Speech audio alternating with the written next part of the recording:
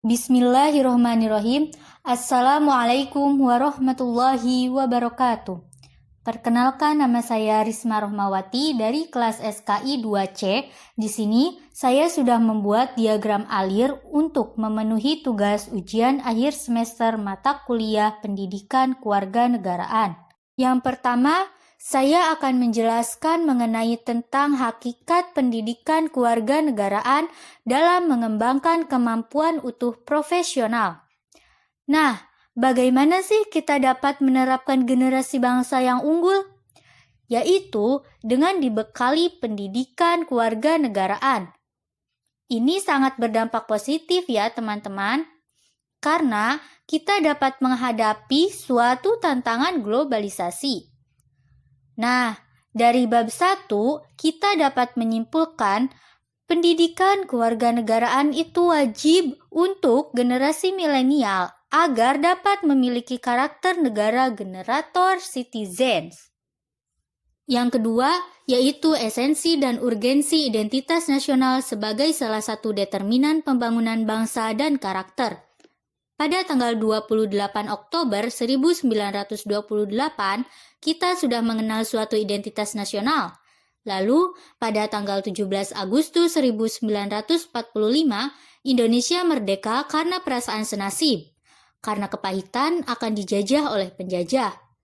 Identitas nasional ini memiliki 3 macam, yaitu instrumental, fundamental, dan alamiah. Identitas nasional suatu ciri yang dimiliki oleh suatu bangsa secara filosofis yang membedakan bangsa tersebut dengan bangsa lain. Unsur pembentuk identitas nasional yaitu suku bangsa, agama, kebudayaan, dan bahasa. Jadi kesimpulannya, Indonesia memiliki alat pemersatu sekaligus sebagai identitas bangsa Indonesia yaitu Pancasila. Yang ketiga, yaitu esensi dan urgensi konstitusi dalam kehidupan berbangsa dan bernegara. Bagaimana untuk menciptakan ketertiban suatu negara? Yaitu dengan adanya seperangkat hukum berupa Undang-Undang Dasar 1945. Selain adanya seperangkat hukum, ada juga konstitusionalisme, yaitu membatasi kekuasaan pemerintah sedemikian rupa sehingga penyelenggaraan kekuasaan tidak bersifat semenang-menang. Jadi kesimpulannya, konstitusi itu wajib ada di suatu negara agar harmonis antar setiap warganya. Yang keempat yaitu mengenai tentang sumber historis, sosiologis, dan politik tentang konstitusi dalam kehidupan berbangsa dan bernegara Indonesia. Dalam sumber historis ini terdapat perubahan pemikiran dalam arus perubahan, dari monarki ke demokrasi. Dari bab 4, kita dapat menyimpulkan yaitu pembatasan kekuasaan penting sebagai upaya untuk melindungi rakyat dari kesemenaan pemimpin dalam memperoleh hak rakyat. Kelima, mengenai tentang konsep dan urgensi harmoni kewajiban dan hak negara dan warga negara. Bagaimana terwujudnya keseimbangan antara keduanya? Yaitu dengan memprioritaskan keduanya. Artinya, jika suatu hak itu lebih dibutuhkan, maka hak itu wajib diprioritaskan, begitupun sebaliknya. Jadi, hak dan kewajiban itu saling berkaitan. Nah, kesimpulannya, hak dan kewajiban itu saling berkaitan. Jadi, di mana ada hak, maka di situ ada kewajiban, dan begitupun sebaliknya. Yang keenam, yaitu sumber historis, sosiologis, politik, tentang harmoni kewajiban dan hak negara dan warga negara Indonesia. Hak dan kewajiban itu tidak bersifat statis, artinya selalu berkembang sesuai dengan tuntutan zaman. Nah, di dalam negara terdapat kesepakatan yang ada di suatu negara.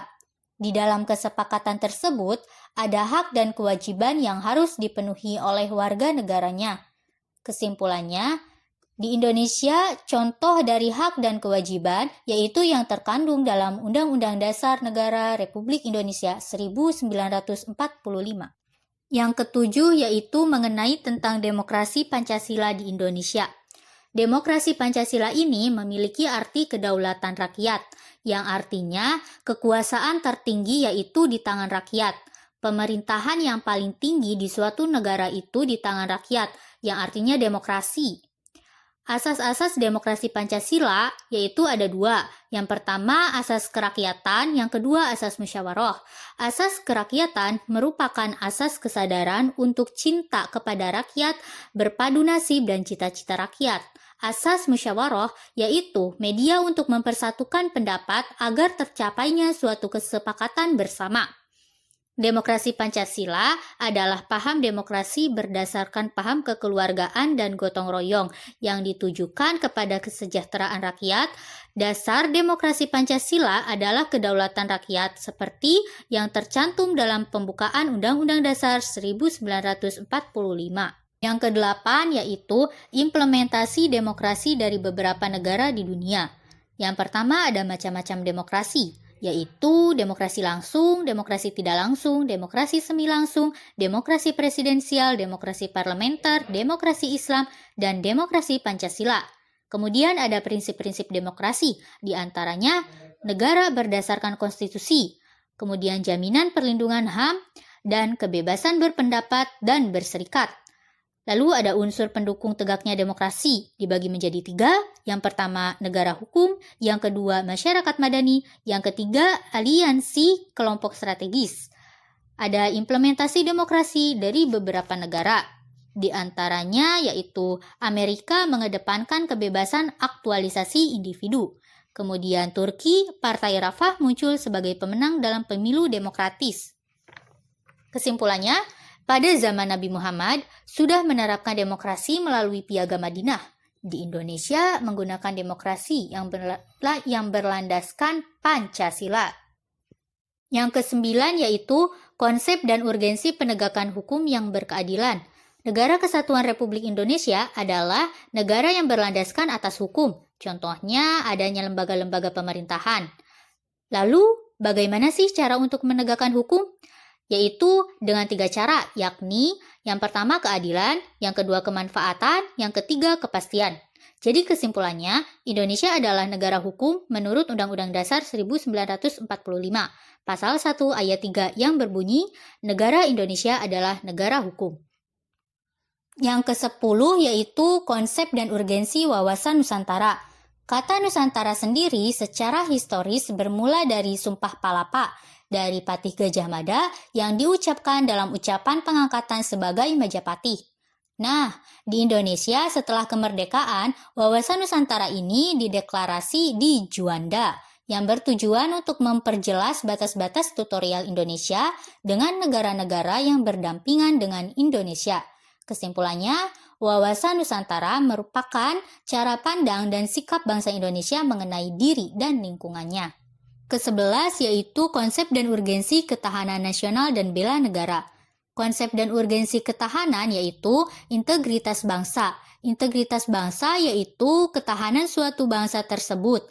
Nah, ketahanan dan bela negara ini diwajibkan untuk seluruh masyarakat Indonesia untuk bisa menghadapi Trigatra dan Pancagatra.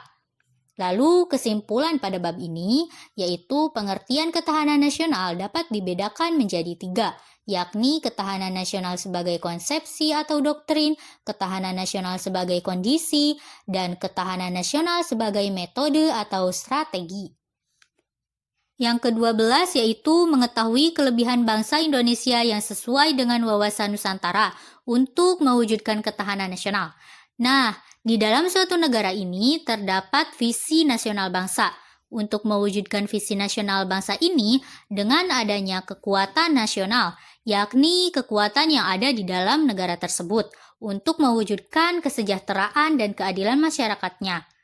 Lalu kesimpulan yang ada pada bab ini yaitu menurut Profesor Dr. Wan Usman, wawasan Nusantara adalah cara pandang bangsa Indonesia mengenai diri dan tanah airnya sebagai negara kepulauan dengan semua aspek kehidupan yang beragam. Untuk bab terakhir yang ke-13 ini mengenai tentang anti korupsi. Nah, misalkan di Indonesia ini menerapkan suatu yang berkeadilan dan jujur, maka tidak akan terjadi perubahan gaya hidup yang melambung tinggi. Sedangkan masyarakat Indonesia itu mengabaikan kepentingan umum pemerintahannya, maka akan terjadi konflik di masyarakat.